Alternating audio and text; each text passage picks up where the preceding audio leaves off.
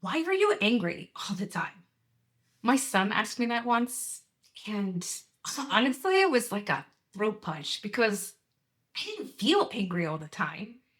I felt overloaded all the time. And I started realizing they're not the same thing. But to the people around you, they can start to feel exactly like the same thing. That's why the snap, it's not usually the problem, it's the signal. I want to give you 5 ways to catch the overload before it spills into your relationships, maybe some of your conversations, and that part of your life that really actually matters to you. And the third one, I think it's usually where people realize what's actually been happening the whole time.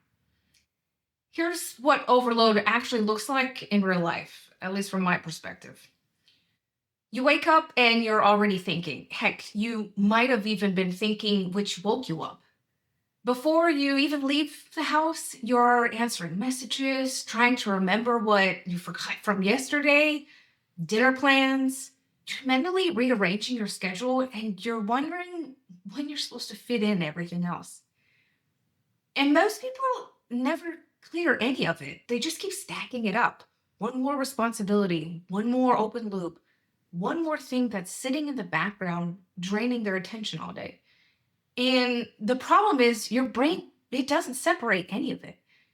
All those unfinished conversations, they sit right next to the grocery list, your work problems, family stress, maybe that appointment that you just still haven't scheduled, and that text that you were supposed to have answered 5 hours ago.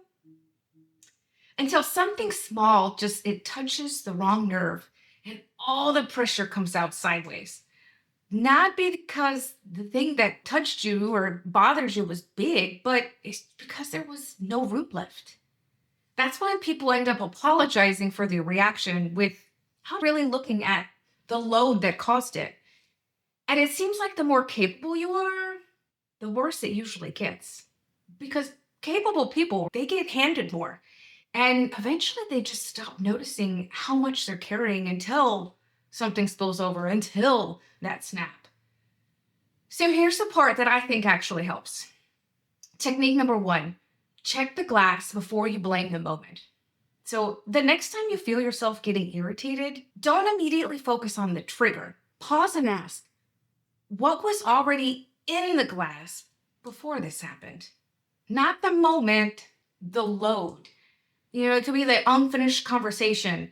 Maybe you got a whole bunch of mental tabs still open. Maybe a decision that you just keep reopening and reopening. Maybe it's something that you said yes to that you didn't actually have the capacity for. Most reactions, they make a lot more sense when you look at what was already there before the moment actually happened. Technique number two, you want to stop managing triggers and look at the load. This is where a lot of people kind of miss it. They decide, I just need to be more patient. I just need to control my reactions better. If I could just calm down. And sometimes they even get better at hiding all of it. But that pressure, it's not gone. It's still there. There might be other people that help try removing those triggers, right? Maybe you try not to answer the message so late. Maybe you avoid certain people that you think might be the trigger, or you just kind of stay quiet when it's stressed. But eventually that trigger just shows right back up again because the issue was never the trigger. It was the load level which was underneath it. You can't self-control your way out of a chronic overload. At some point, something has to come off of your list. Technique number three, use clear to name what you're carrying.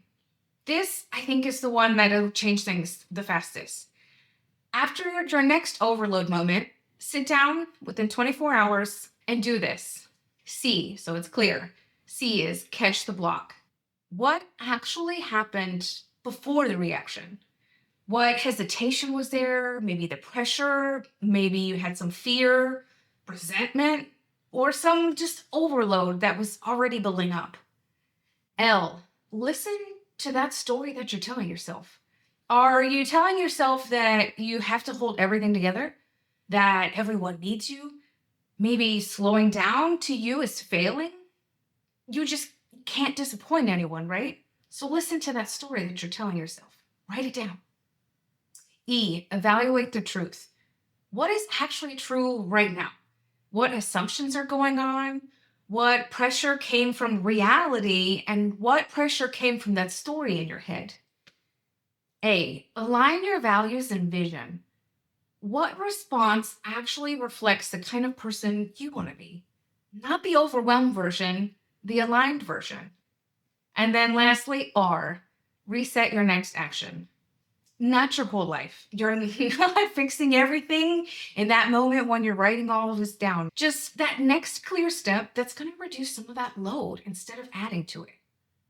That's usually where things start to change. I really believe in hand to paper, taking some time, really doing some reflection on it. Because stopping that reaction from the overload and responding a bit more with awareness can really help.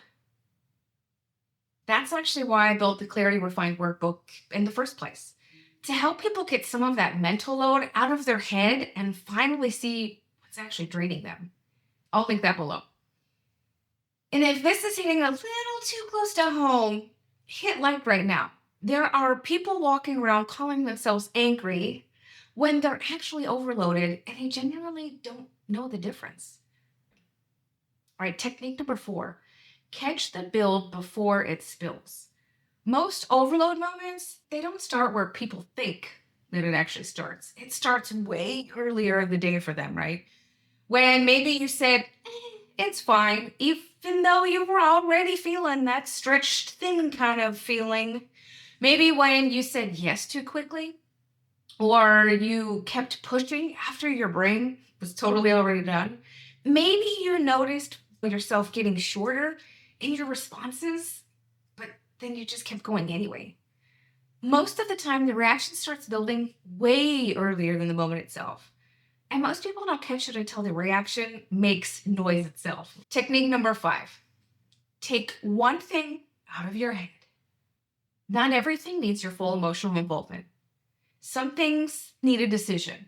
Maybe some things need a calendar date. Some things need a boundary.